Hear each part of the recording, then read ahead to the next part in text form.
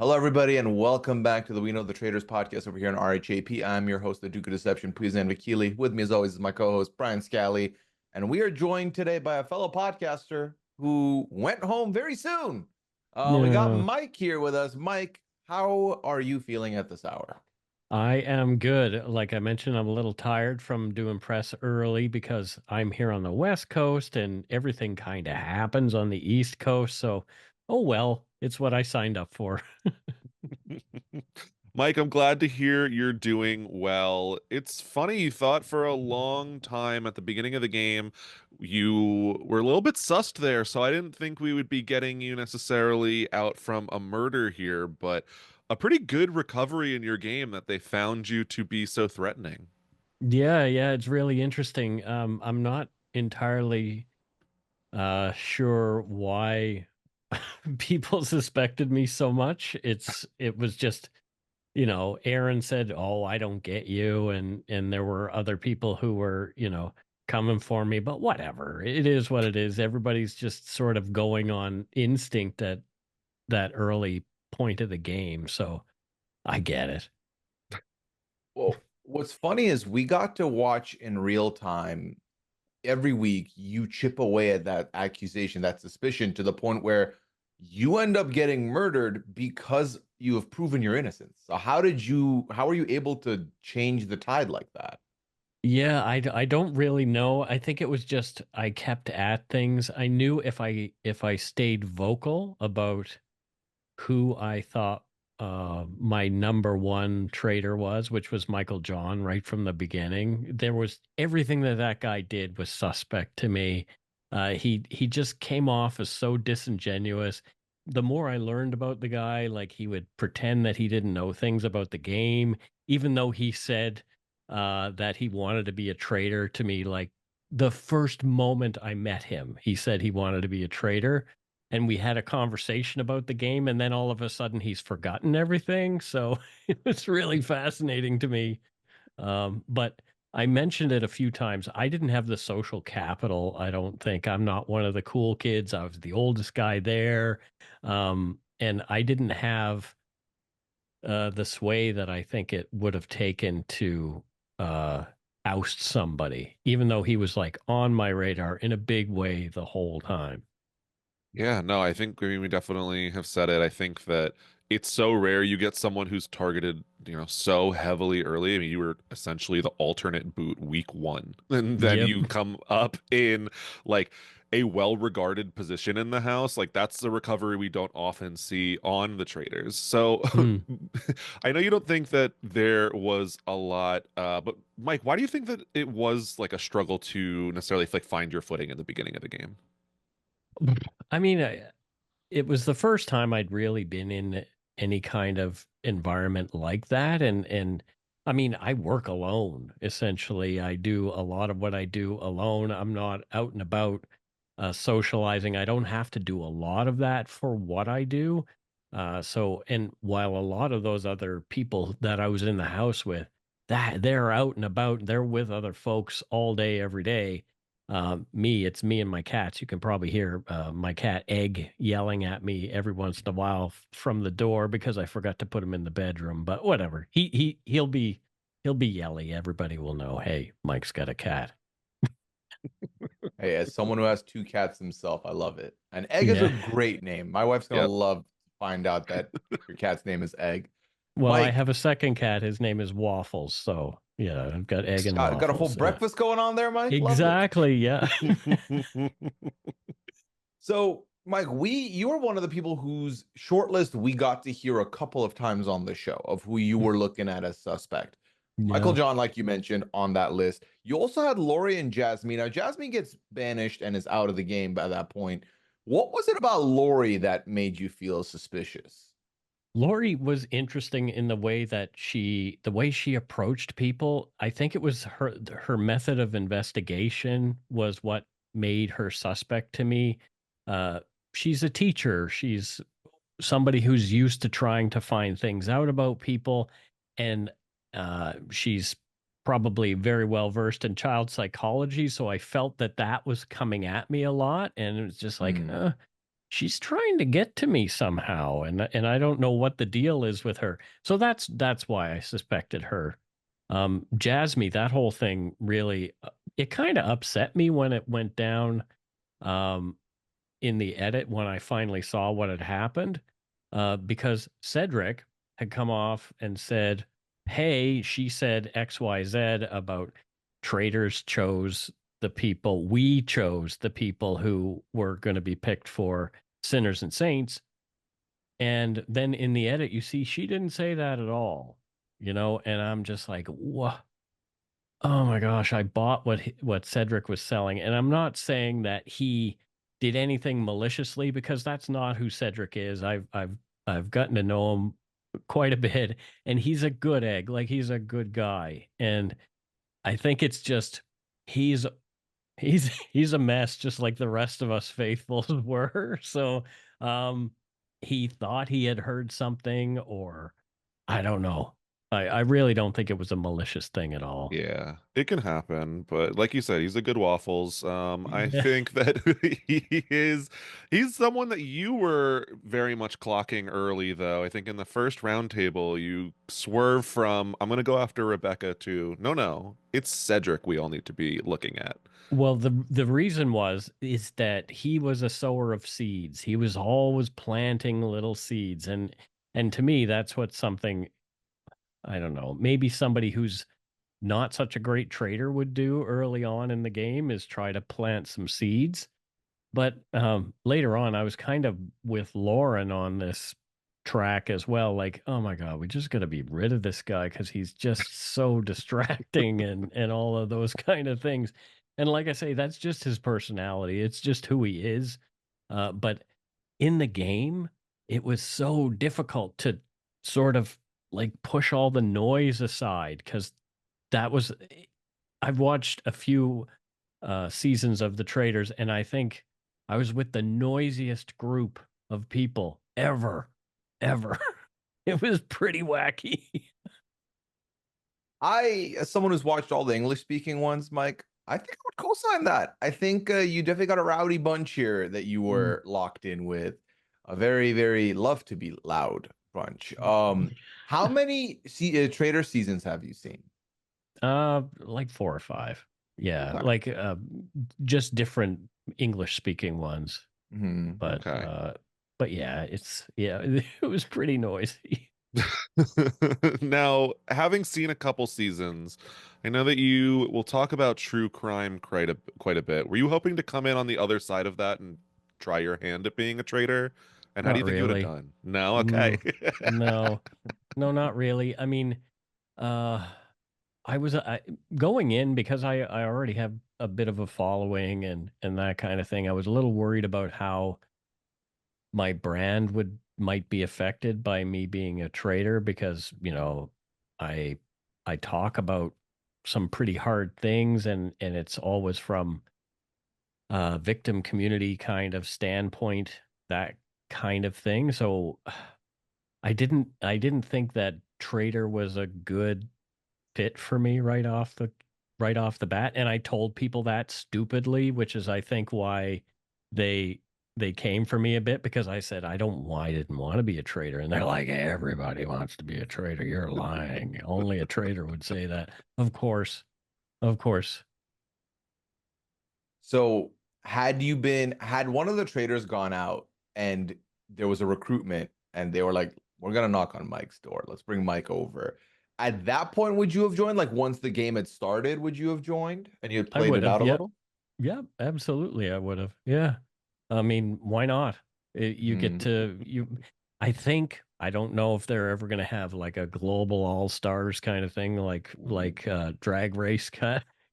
But you know, you only really get one shot at this, I think. So if they're gonna recruit, why not? Why not give it a Yeah. shot and have a try and see? Because it's such a fascinating game to play from the inside. People outside have all kinds of great opinions about what they would do and all that kind of stuff. And I'm thinking, boy, you don't really even have a clue about the pressure of that round table, the pressure of people coming at you in the house, and having to carry cannonballs when you're a 55-year-old man who hasn't done anything outdoors in a very long time. Yeah, especially when Mike, you had a couple of random accusations. I don't even know how I would begin to come across. I mean, how did you feel when Dylan started to accuse you and Michael John of knowing each other outside of the house? Oh, Oh yeah. Dylan. Yeah, yeah. Yeah, that was just weird. Whatever. Whatever. Like, yeah. I'm not I don't know how to I don't even know how to respond to any of that. That was just okay. Some people are crazy. That's the way it goes. And maybe your elevator doesn't go all the way to the top. I don't know. Well, I wanted to ask you this. How did you feel finding out that there were a pair of siblings in the manor alongside you this entire time? I was surprised. I was really surprised. I was, we kind of talked about it among us a few times. Like I say, there's only like 50 minutes worth of things that you guys get Right. to see. But we did talk about like who is it? What is going on? And never did any of us come up with that. We talked about people perhaps being related or maybe there's a couple like Mhm. somebody's married here or something like that. But no, it was none of us really suspected. I don't think. Yeah. Not not anyway. Anybody I talked to in the 6 episodes that I was in. Yeah, and then I will say, Mike, going through it does feel like mostly Michael John, but also even you say like Netta's also like forgetting to or claiming to forget parts of the game there. So you were saying the traitors' names almost more than anybody at this point. How shocked were you when you actually found out who they were? Uh, Kira was the biggest shock to me. And I think she had me snowed because we had that West Coast connection. She lived in Surrey. I just had moved from Surrey, so we started talking, and I got blinded by that stuff. Mhm.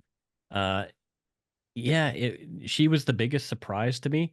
Netta was actually not really a surprise because um, 2 nights before I was murdered, I had a dream about Netta, and she was Oh. holding on to my shoulders, and she wouldn't let me go. And I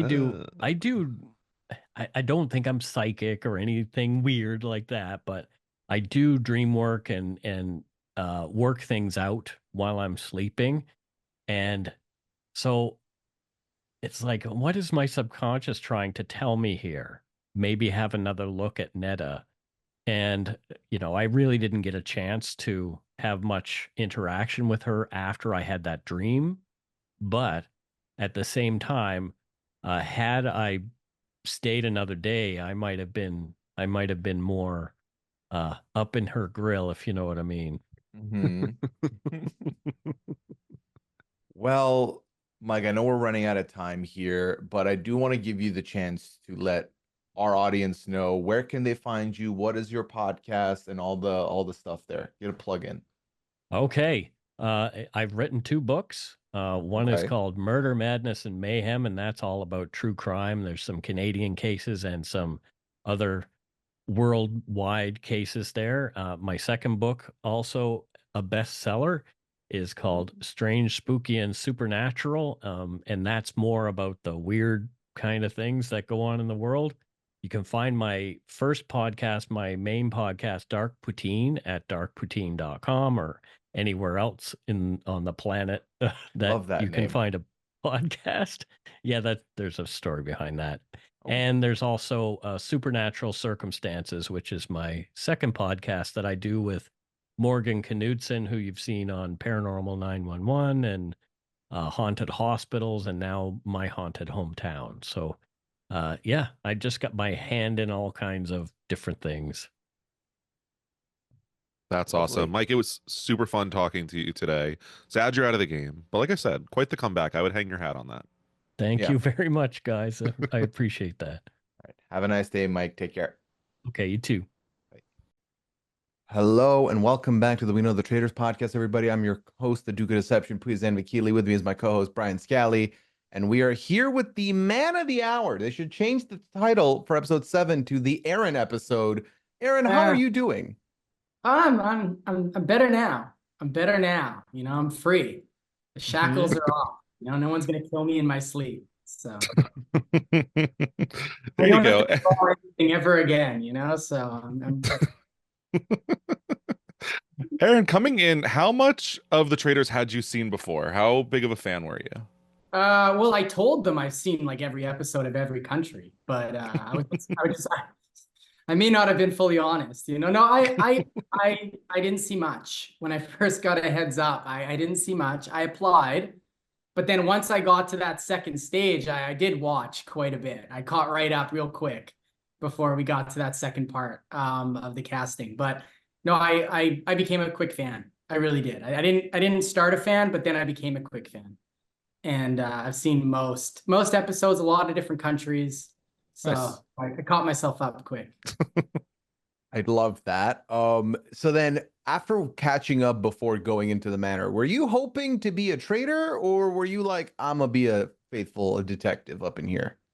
No. I mean, nobody wants to be a sheep, you know, getting slaughtered, you know. No, I wanted to be a traitor. It was you want control of the house. You want control of the game. You want to see what the conclave looks like. You know, you want it. I mean, I did. And maybe there is the odd person. I mean, there's people out there that like snow, so who knows? You know, it's like cold weather. So there's something for everyone. But you know, I would have much preferred to have been a traitor. But yeah, it didn't go that way. So then once you find out you're not a traitor, how does your game change? Like, how do you approach it differently? You know, at that point, then I thought, okay, try to fly under the radar as much as possible while reverse psychologing people that I think are traitors, right? So if I think you're a traitor, I don't tell you, I don't think you're a traitor. I fully trust you, got your back, you know, because the goal is someone takes you to the end, right? And really, so that was my goal. And I was playing a good game, but I sort of imploded a little bit there. And I also had a bit of bad luck with Gale. So there was a few things that just didn't come my way, but that was the game. We sort of reverse psychology the traitors, did not let them think I'm traitors. The problem is that the one of the main two people I thought were keeping me alive weren't, and then the one person that was, I didn't know. So didn't work. Yeah. Can we speak more on the Gale thing? Because it feels like there's been some suspicion on you for a while, but the smoking gun, as it were, seems to have been this moment in the challenge with the cage and the keys. Can you speak to what's going on here? Yes, I mean, look, and again, these things like that, right? Snap of the fingers, and it's like, who knows? Like, you tie your shoe wrong at that point in the game, and we were not doing well, so that doesn't help either. So it was like, apparently during the challenge, I looked at the key. I'm going to be straight up here. I think I wasn't happy enough when she was freed.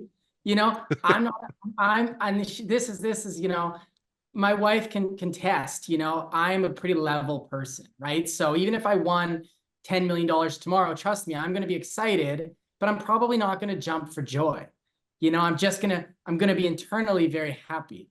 And I think when we originally saw her, she thought we had a better relationship. So I think I hurt her a little by not being that excited, because we did have some really good conversations along the way.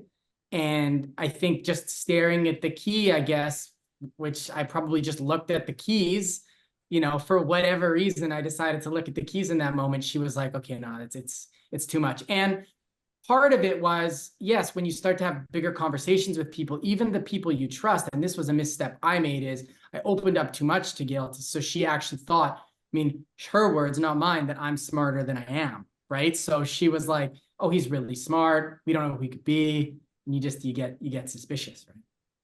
Yeah, I think my read on the situation at the time was Aaron's a gamer and he's just not happy to see that no one went home for a week. So you nailed it, man. You nailed it. That was it. I'm here to win. The quicker we get people out, we can kind of get to the nitty-gritty of the end, and then basically coin toss whether you're a traitor or not, or just go on my gut at that moment, right? And so when part of it was I saw her and I was like, oh my God, it's another week of this thing. Like, oh my God, it is intense. Like it is. And people watching from home, you don't realize just, as strong-willed and as strong of a mind you can have, at some point it does start to wear on you a little bit. Just this like, okay, am I going to go home tonight? It's filming around the clock, so you're not sleeping that much. You're drinking, and then again, it's a lot of like that round table, and at night you're up late, and then all of a sudden it's like, okay, go to bed. Go to bed, you might not make it tomorrow morning. It's like, I don't know. I don't have that power. So I'm up for another 2 or 3 hours contemplating, who's guilty and who's not guilty. And that's the design, right? And the next thing you know, you're waking up and you're still alive. And so, yeah, part of me when I saw her was probably like, oh my God. They're going to get rid of you again. Like, that's the point. Aaron, we saw on a couple occasions you mentioned that if Kira is a traitor, you are the biggest fool ever. Yeah. What was it about Kira that just didn't get any alarms going off? It's hard to say looking back, because when you play it back, there's red flags, right? Mm-hmm. Any relationship, like, not that we're in a relationship, don't misquote me, but any sort of relationship with any sort of person in factor, whether that's a colleague, a coworker, friend, it's much easier when things don't work out to go back and go, oh, why didn't I see that? But in the moment, she played it really well. She was just really happy, didn't act like you could. At some point, and I don't know if they aired it, I did say at one point I thought Melinda and Netta. I was like really big into Melinda and Netta. And I pushed for Melinda behind the scenes quietly because I didn't want to be known as the one who takes her out and then get killed. But when it wasn't Melinda, that did throw me off a little, because I was like, oh, if I'm wrong about Melinda, am I wrong about Netta? And then you start to question yourself, right? Where it's like, no, you can be right about one and wrong about another, but it's tough. And with Kira, yeah, there was a moment in the car where I did say, Kira might just kill you with a smile.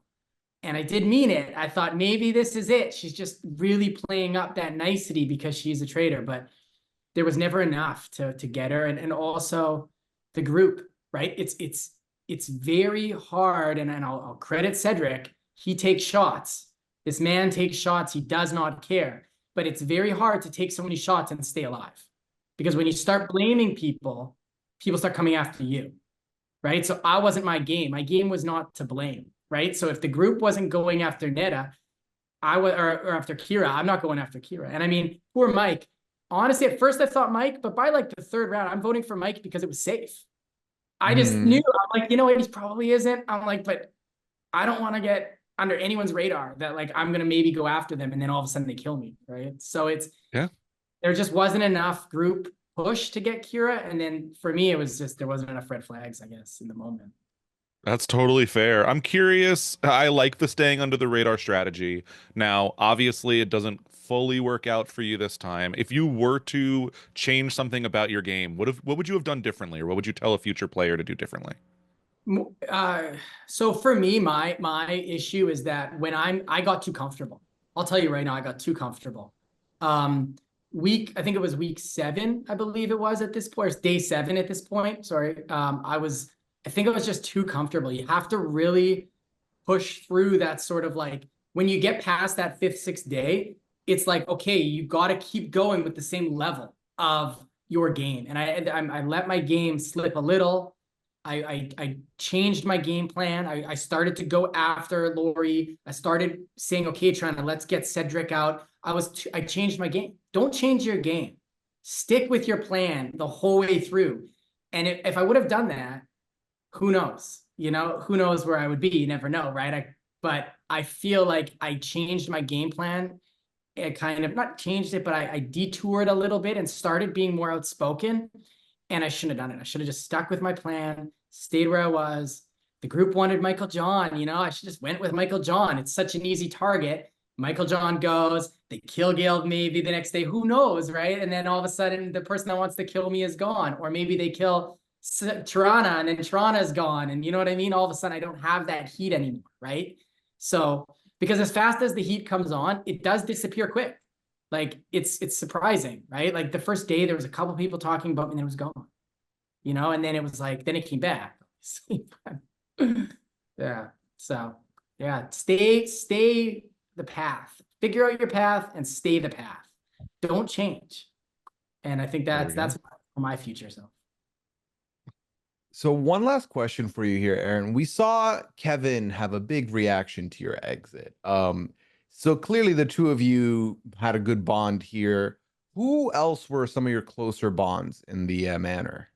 Oh, Cedric for sure. Heart of gold. And we were close the whole way through. We were close the whole way through for sure. And it was hard to vote for him. It really was. It was really more at that point.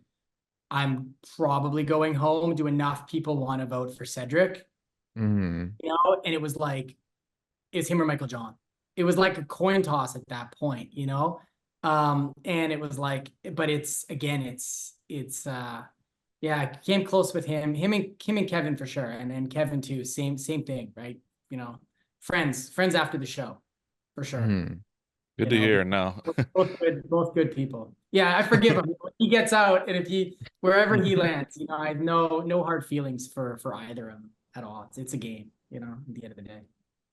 Good to hear. No, Aaron, I know it's not probably the most fun all the time to see yourself like I'm 100% sure and have like the little bit of the dodo music, but it's a fun edit on the show. I think you were a super fun character, and I'm glad we got to talk to you today. I appreciate it.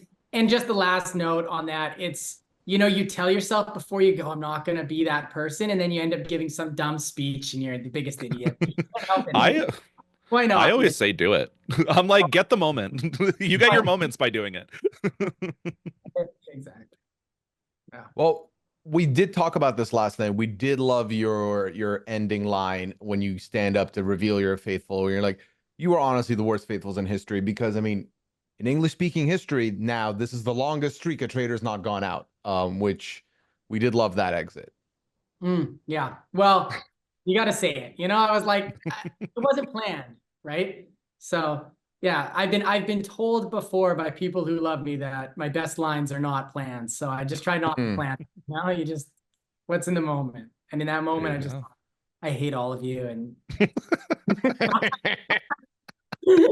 and then after you're like, I love you all. You know, let's go out for dinner, and they're amazing people, like such amazing people. Well, I'm so happy that you seem to be in a very positive space right now, Aaron. Thank you so much for giving us your time, and good luck with whatever you're doing in the future. Thanks, guys. Appreciate it. Have a good one. Take care.